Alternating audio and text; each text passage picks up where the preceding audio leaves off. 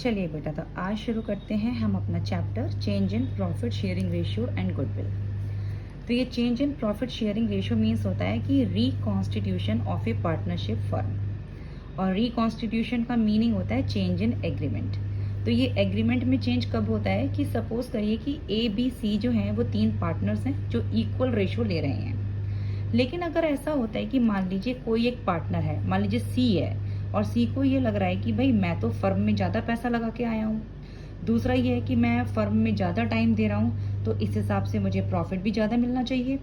तो इस केस में जब सी अपने प्रॉफिट को ज़्यादा की डिमांड कर रहा है, तो वो लोग ये डिसाइड करते हैं कि ठीक है, हम ये जो पुराना एग्रीमेंट है इसको हम कैंसिल कर देते हैं और एक नया एग्रीमेंट बनाएंगे जिसमें कि नया रेशो आएगा, उसे रिकॉन्स्टिट्यूशन बोलते हैं। अब ये रिकॉन्स्टिट्यूशन कब कब होता है?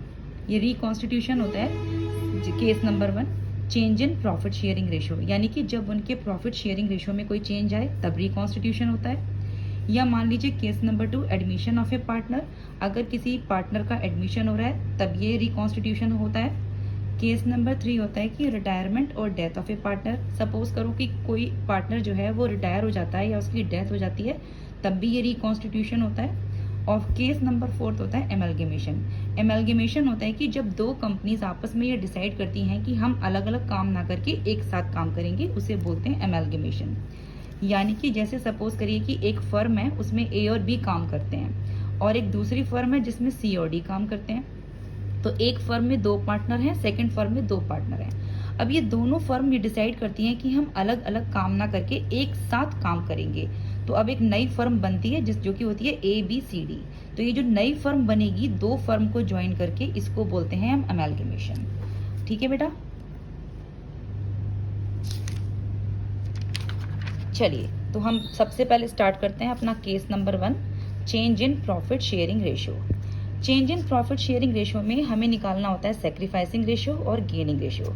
सेक्रीफाइसिंग रेशियो हमारा निकलता है old ratio minus new ratio से, और गेनिंग रेशियो निकलता है हमारा new ratio minus old ratio से।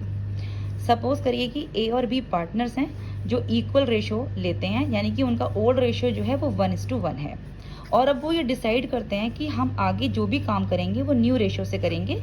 तो जो न्यू रेशियो है ए और बी का वो 3:2 है। यानी कि अब ऐसा हुआ कि पहले वो इक्वल प्रॉफिट एंड लॉसेस ले रहे थे, लेकिन अब आगे ये होगा कि भाई किसी को प्रॉफिट ज़्यादा मिलेगा या किसी को प्रॉफिट कम मिलेगा। तो वो ये देखना होता है कि कौन सा पार्टनर सेक्रीफाइस कर रहा है। तो सेक्रीफाइसिंग रेशियो निकालेंगे ओल्ड माइनस न्यू से। तो ए का सेक्रीफाइस होगा 1/2 ओल्ड माइनस 3/5।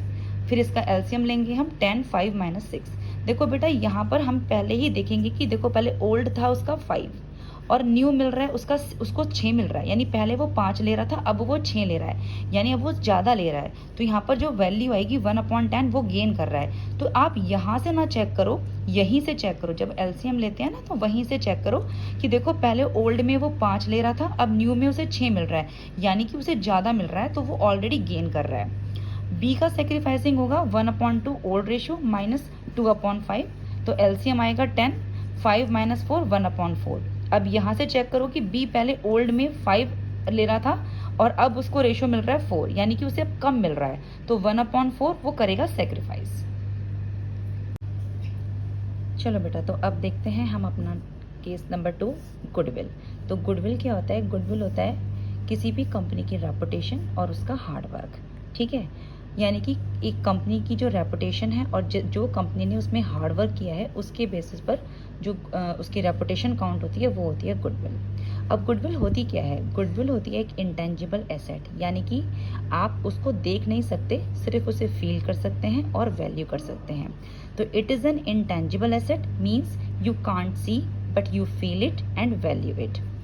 सेकंड है कि वो एक वैल्यूएबल एसेट है, यानी कि अगर आपकी कंपनी की गुडविल बहुत अच्छी है तो वो आपके लिए एक वैल्यूएबल एसेट काउंट होती है। तीसरा है कि अगर आप मान लीजिए कि वो आप कंपनी की गुडविल बहुत अच्छी है तो वो हेल्पफुल होगी आपको प्रॉफिट अर्न करने में। जैसे कि सपोज करिए कि आपकी कंपनी की गुडविल बहुत अच्छी है तो आपके प्रोडक्ट बहुत अच्छे सेल होंगे, आपकी कंपनी में जो भी प्रोडक्ट आप बना रहे हैं उसकी सेल बहुत अच्छी होगी। दूसरा ये है कि गुडविल जो होती है वो फ्लक्चुएट करती है कॉन्टीन्यूसली अप्स एंड डाउन्स, यानी कि कभी वो बहुत अप जाएगी, कभी वो डाउन जाएगी। वो डिपेंड करता है कि आपका हार्डवर्क कैसा है। अगर आपने ज़्यादा हार्डवर्क किया है तो मे बी आपकी गुडविल बहुत अच्छी जाए, अप्स जाए, और अगर बाई चांस कभी कभी ऐसा भी होता है कि गुडविल आपकी थोड़ी सी डाउन जाए। हम ये गुडविल को कब वैल्यू करते हैं? When we value goodwill. हम गुडविल को तब वैल्यू करते हैं जब हम अपना बिजनेस को सेल करते हैं, at the time of sale of business. तो गुडविल जो है, goodwill is not a fictitious asset, it is an intangible asset. Goodwill जो है वो फिक्टिशियस एसेट नहीं है, वो एक इंटेंजिबल एसेट है जिसको हम देख नहीं सकते, सिर्फ फील कर सकते हैं और वैल्यू कर। देखो बेटा, अब कौन कौन से फैक्टर्स हैं जो इफ़ेक्ट करते हैं गुडविल को। तो पहला फैक्टर है हमारा फेवरेबल लोकेशन ऑफ बिजनेस, यानी कि हमारी जो लोकेशन है बिजनेस की वो अच्छी जगह पर होनी चाहिए। जितनी अच्छी जगह पर हमारे बिजनेस की लोकेशन होगी उतना अच्छे हमारे फर्म की गुडविल होगी। दूसरा पॉइंट है हमारा एफिशिएंसी ऑफ मैनेजमेंट, यानी कस्टमर सर्विस बेस्ट। हमारी फर्म अपने कस्टमर्स को जितनी अच्छी सर्विस देगी उतनी अच्छी हमारी फर्म की गुडविल होगी। थर्ड पॉइंट है हमारा क्वालिटी ऑफ प्रोडक्ट, यानी कि हमारे प्रोडक्ट की क्वालिटी अगर अच्छी है तो हमारे फर्म की गुडविल ऑलरेडी अच्छी होगी।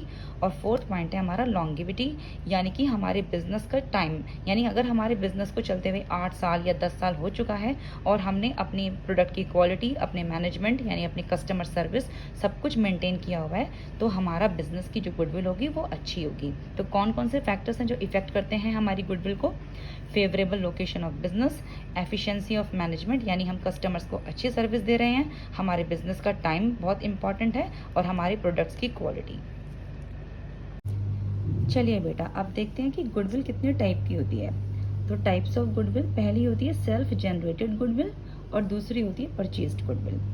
सेल्फ जनरेटेड गुडविल बेटा वो गुडविल होती है जो एक फर्म ने खुद मेहनत करके बनाई होती है, ठीक है। यानी आप अपनी कंपनी में, अपनी फर्म में खुद मेहनत कर रहे हो और अपनी मेहनत से आपने गुडविल बनाई है, ठीक है। सपोज आपने एक बिजनेस लगाया, एक आपने मान लीजिए कपड़े का बिजनेस लगाया है, और आपकी जो फर्म से एक किसी कस्टमर ने आके कपड़ा लिया, उसे अच्छा लगा, फिर वो दोबारा आया, फिर वो नेक्स्ट टाइम आया, उसने 2-3 लोगों को और बताया।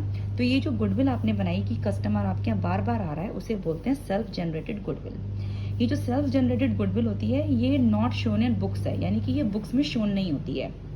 दूसरा ये है कि ये नॉन मॉनेटरी नेचर है, यानी कि इसमें पैसे का कोई लेन देन नहीं होता है, ठीक है, क्योंकि ये हमने खुद बनाई है तो इसमें पैसे का कोई लेन देन नहीं है। दूसरा ये है कि इसे बोलते हैं गुडविल ऑफ द फर्म। इसे क्या बोलते हैं? It is also called goodwill of the firm. तो ये होती है सेल्फ जनरेटेड गुडविल। अब जो दूसरी गुडविल है परचेज्ड गुडविल, वो हमने पैसे से खरीदी है, यानी कि हमने किसी फर्म की गुडविल को पैसे से खरीदा। यानी कभी कभी ऐसा होता है कि हमने एक चलाया बिजनेस खरीद लिया है, तो हमने पैसे से खरीद लिया। अब उसकी जो ऑलरेडी मेंटेन्ड गुडविल है, अब हम उसी को ही हम यूज कर रहे हैं, तो उसे बोलते हैं परचेज्ड गुडविल। परचेज्ड गुडविल को हम बुक्स में शोन करते हैं, ठीक है। दूसरा ये कि क्योंकि हमने ये पैसे से खरीदी है, पैसे का लेन देन किया है, तो ये होता है मॉनेटरी नेचर। इसको हम बोलते हैं goodwill already appear in the books. क्या बोलते हैं इसको? Goodwill already appear in the books. और इसको हम कहाँ पर शो करते हैं बेटा? इसको हम शो करते हैं asset side of balance sheet. ये आपको कहाँ मिलेगी? ये आपको बैलेंस शीट में एसेट साइड में ये गुडविल आपको मिलेगी, जिसे बोलते हैं परचेज्ड गुडविल। तो टाइप्स ऑफ गुडविल क्या है? 2 तरीके की गुडविल है हमारी, सेल्फ जनरेटेड गुडविल और दूसरी है हमारी purchased goodwill. Self generated goodwill हमने खुद बनाई मेहनत करके, जो कि बुक्स में शोन नहीं होगी, जिसमें पैसे का कोई लेन देन नहीं है, नॉन मॉनेटरी नेचर है, और इसे हम बोलते हैं goodwill of the firm. Purchased goodwill जो होती है वो बुक्स में शोन होती है, मॉनेटरी उसका नेचर है, पैसे का लेन देन है। दूसरा ये है कि ये ऑलरेडी अपीयर है बुक्स में, और ये शोन होती है एसेट साइड में, बैलेंस शीट में। ये आपको बैलेंस शीट में एसेट साइड में मिलती है। चलिए बेटा, तो अब हम स्टार्ट करते हैं अपना कैलकुलेशन ऑफ गुडविल। तो गुडविल कैलकुलेट करने के लिए हमारे पास 4 मेथड्स होते हैं। तो नंबर 1 मेथड है हमारा एवरेज प्रॉफिट मेथड, नंबर 2 है वेटेड एवरेज प्रॉफिट मेथड, और नंबर 3 है सुपर प्रॉफिट मेथड, और नंबर 4 है कैपिटलाइजेशन मेथड। तो हम ये 4 मेथड से अपनी गुडविल कैलकुलेट करते हैं। अब क्वेश्चन ये अराइज होता है कि हमें गुडविल कैलकुलेट करने की जरूरत क्यों है भाई? Need of calculation of goodwill क्यों है? देखो बेटा, अगर जब भी हमारे प्रॉफिट शेयरिंग रेशियो में चेंज होगा, यानी change in profit sharing ratio होगा, तब हम गुडविल कैलकुलेट करते हैं। या फिर अगर सपोज करो कि हमारी फर्म में किसी पार्टनर का नया एडमिशन हुआ, कोई भी नया पार्टनर आता है, तो हमें उस टाइम पे गुडविल कैलकुलेट करनी होती है। तीसरा पॉइंट ये है कि मान लीजिए अगर फर्म में से कोई पार्टनर रिटायर हो रहा है या उसकी डेथ हो रही है तो भी हमें गुडविल कैलकुलेट करनी होती है। या मान लीजिए कि अगर हमने फर्म ही सोल्ड कर दी तो भी हम अपनी फर्म की गुडविल को कैलकुलेट करेंगे। और जो लास्ट पॉइंट है हमारा वो है अमेलगेमेशन ऑफ टू फर्म, यानी कि दो फर्म को मिलाकर जो हमने एक नई फर्म बना ली। अब उस नई फर्म को जब हमने बनाया है, अमेलगेमेशन किया है, तो उस टाइम पर भी हमें गुडविल कैलकुलेट करनी होती है। तो बेटा यहाँ तक आपका जो ये मेथड था कि जो 4 हमने ये मेथड्स पढ़े हैं, तो यहाँ तक आज हमने सिर्फ ये बेसिक्स पढ़े हैं। अब नेक्स्ट पार्ट में मैं आपको ये जो मेथड हमने किए हैं ये 1 बाय 1 कैलकुलेट करना सिखाऊंगी। तब तक के लिए all the best, have a good day.